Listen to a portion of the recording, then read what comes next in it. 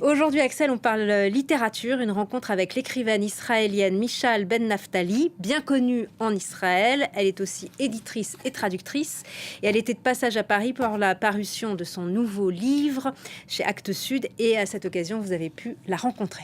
Oui, depuis qu'elle a vécu à Paris, Michal Ben-Naftali séjourne régulièrement en France. Et cette année, son passage coïncidait en effet avec la parution en français de son dernier livre, dans une traduction de l'hébreu signée de Rosie Pinchas Delpuech, comme le précédent d'ailleurs.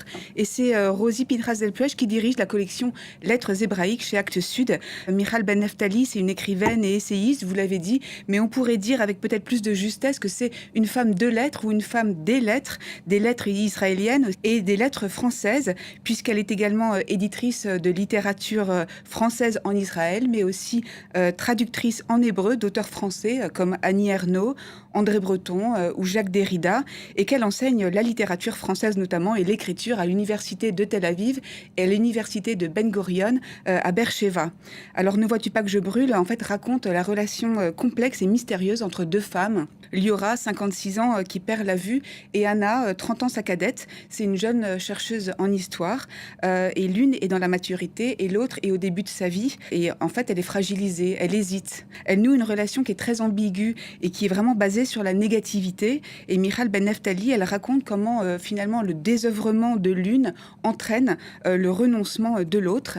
Et les éditions Actes Sud parlent de collision fatale entre les deux femmes et de Big Bang intime. Et c'est exactement ce que confirme l'auteur dans un français admirable. On l'écoute. Ce qui m'occupe dans tous les livres, mais surtout dans ce livre-là, c'est la question d'abandon de soi, de négligence de soi, de désocialisation. Le fait qu'une femme peut être éloignée d'elle-même, éloignée de la société. C'est l'alliance un peu sombre et dangereuse entre les deux femmes. C'est cette collaboration avec la régression, avec la faiblesse. C'est le renoncement ensemble de la vie, de la trajectoire de la vie. A-t-elle des influences ou des références d'inspiration littéraire ? Oui, absolument. Elle aime évoquer l'idée d'une lignée ou d'une généalogie de femmes écrivaines qui, comme elle, abordent ces questions et puis ces thématiques, et dans l'héritage desquelles elle s'inscrit elle aussi. Elle partage volontiers ses sources. Virginia Woolf pour la littérature britannique, mais aussi Marguerite Duras en France.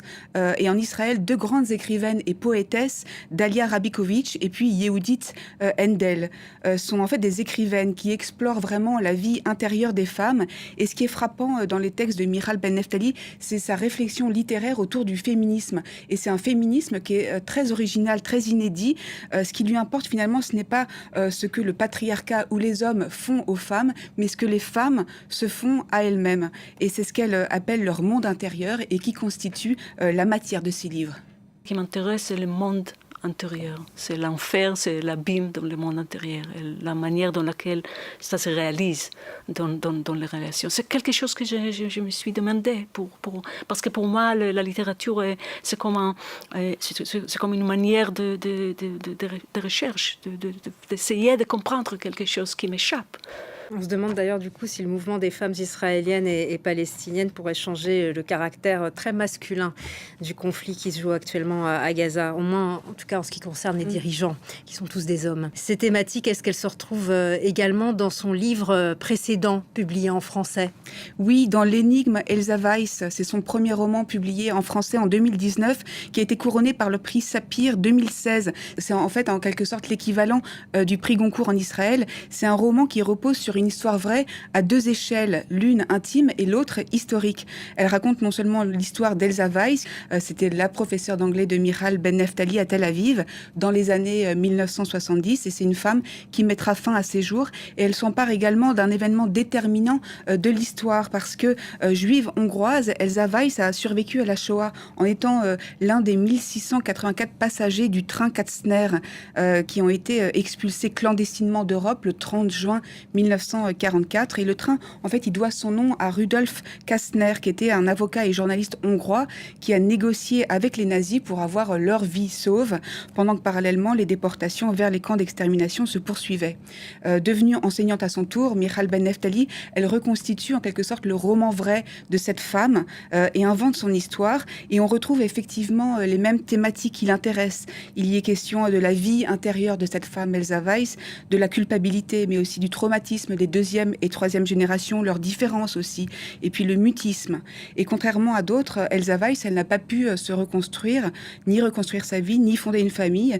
Et Michal Ben-Neftali, en fait, elle s'interroge sur les empêchements intérieurs, à la fois intérieurs et aussi historiques, les raisons de ces renoncements-là, de ces évitements.